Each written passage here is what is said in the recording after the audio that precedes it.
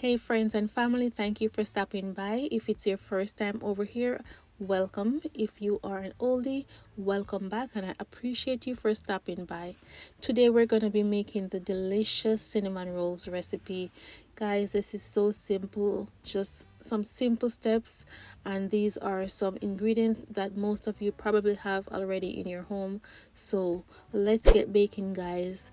Hit that like button for me before we go any further. I would really appreciate that. All right, so let's get into the video. So to start off, I'm using bread flour. It doesn't matter which brand, and as I always tell you guys, if you have all-purpose flour, go ahead and use it. You don't have to go out and get the bread flour. It works just the same. All right, and I'm also going to be using 1 packet of active dry yeast. And if you're using the yeast from the jar, this is 1 packet is equivalent to 2¼ teaspoon. All right.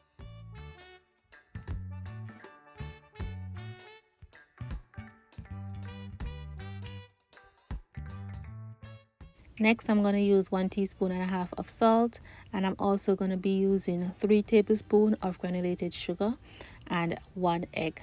Make sure that your egg is at room temperature because when you're dealing with yeast, you need warm stuff. All right, so the sugar is going to help to activate the yeast. I'm also going to be using 1¼ cups of warm milk. All right, the milk needs to be warm, not hot. If it's hot, it's gonna kill the yeast, and if it's cold, it's not gonna allow the yeast to rise.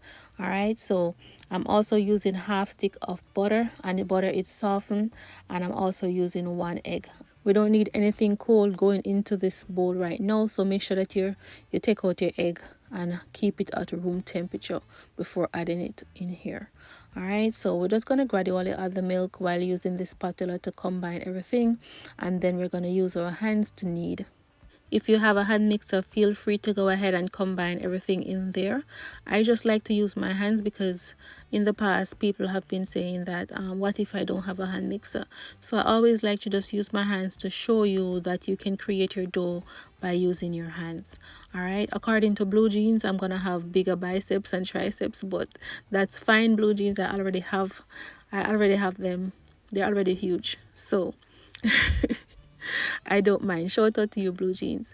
So I'm just gonna combine everything together into a nice soft dough, and then I'm gonna place it on my counter and knead. You're also gonna find that the dough is sticking to your hands. That's fine. Just go ahead and knead. It will all come together nicely.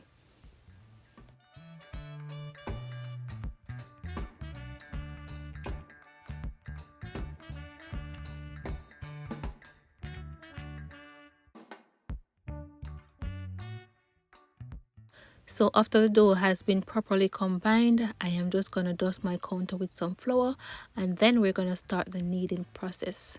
So this is where the biceps come in. We're just going to be kneading this for about 5 minutes, all right? And then you're going to see how soft the dough becomes.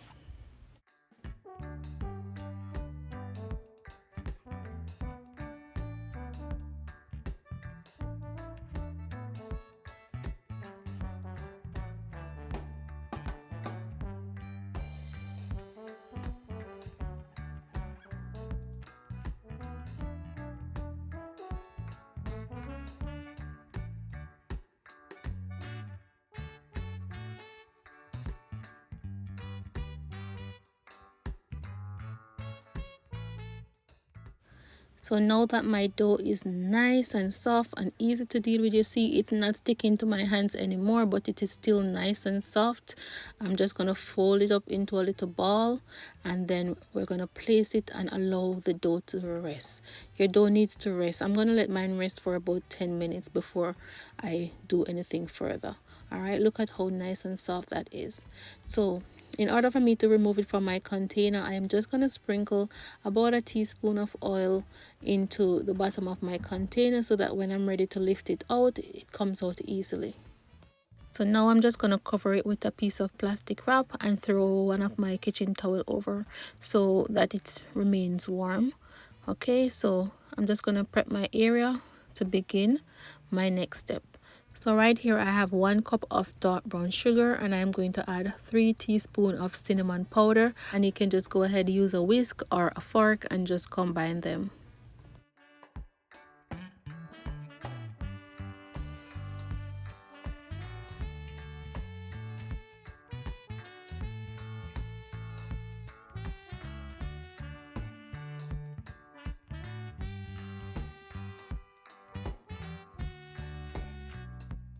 So after prepping my cinnamon and sugar, I am just going to go ahead and prepare my baking pan. I just line it completely with butter, and then I place a sheet of parchment paper on the bottom. Alright, so look at the dough, guys. It's been resting, and look at how nice and soft this looks. I am just sprinkling some flour lightly because we don't want to change the texture of this beautiful dough. So you just want to make sure that it's light, just a light amount of flour, just so that you will be able to roll your dough. Alright, so look at how nice and soft it is. We're just going to try and roll it out into a square. So now it's time to roll, guys, and I can tell you this, I have been making cinnamon rolls for a long time, and it almost never comes out into a square. When you roll it, you'll have to use like a sharp knife to cut the edges to make sure that it's in a rectangular, not square, a rectangular shape. So if you are that OCD kind of person like you, it has to be perfect for you, fine, go ahead. But I'm just gonna roll mine out into somewhat of a rectangle, and then I'm going to add my butter and my cinnamon and sugar.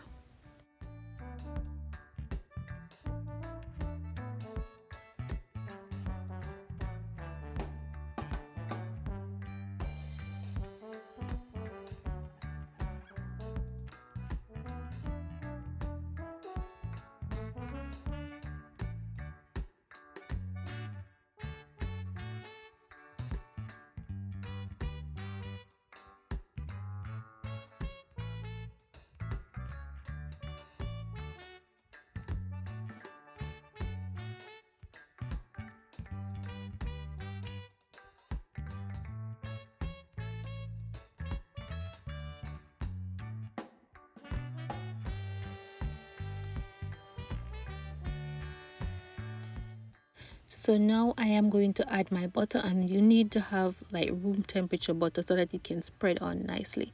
I'm just using the back of my spoon to put it on, and then I'm going to use my spatula to spread it out nicely to make sure that every corner of this dough has some butter, because the butter is going to help the sugar and the cinnamon to stick. All right, so you're going to need to place your butter first, and then you can go ahead and add your sugar and your butter. You can mix them, you can mix the butter, the sugar, and the cinnamon together and then do one spreading. But to me, it's a little bit messy. If you want it to be neater, like have a neater roll when you're rolling it, then you can go ahead and do it this way. After using the spatula to smooth out the butter, I went in with my sugar and my cinnamon. And you want to hurry up and add this because you have been messing with the dough, so it's gonna get soft when you're ready to roll it into a spiral if you don't move quickly. Alright, so you don't want it to get too soft, so you want to do this process quickly, and then use your spatula to make sure that the sugar and the cinnamon is properly distributed across the dough. Alright.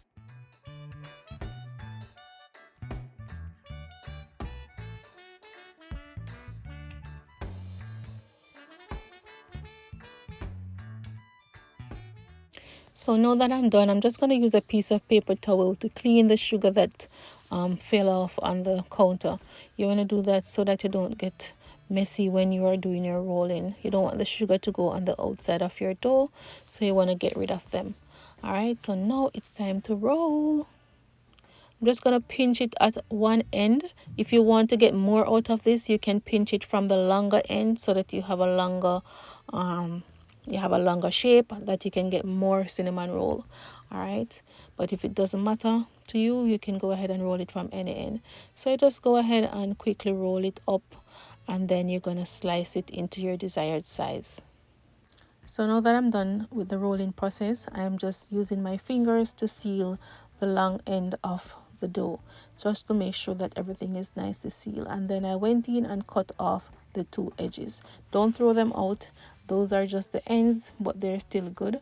Now we're just gonna cut up our cinnamon rolls, and if you want it to be perfect, you can go ahead and see if you can get them at the same size, and then you just slice them up and place them in your baking sheet. When you're placing them in your baking pan, you want to make sure you give them at least an inch or half inch apart from each other, because these are going to rise and they're going to swell and join together. So you have to give them space to do that. All right, so we're going to finish slicing this, and then we're going to cover them again with the plastic wrap and the kitchen towel and set them aside to rise for an hour or until they are doubled in size. So if you're baking this in the winter, your house is probably cold if you don't have your heater on, so you want to find the warmest spot, maybe in your oven. Just place it somewhere that is nice and warm because you need your yeast to rise. All right, so you want to place it somewhere nice or warm, or if you have a pot of hot water, you can place it close to that and just cover it and allow it to rise for an hour or until they are doubled in size. All right, so we're just going to cover that and set it aside. So at 15 minutes to the hour, you want to go in and preheat your oven. So now it's 1 hour time. As you can see, they have doubled. My oven is preheated and ready, and we're going to pop them in there for 20 minutes. So while they're baking, I'm going to make my cream cheese frosting, and I have half stick of butter. I'm going to add 3/4 stick of my cream cheese, and I'm going to add 1 teaspoon of vanilla, and then we're just going to mix that. As soon as it's combined, we're going to go in and add our powdered sugar, and I'm using 1 cup of powdered sugar.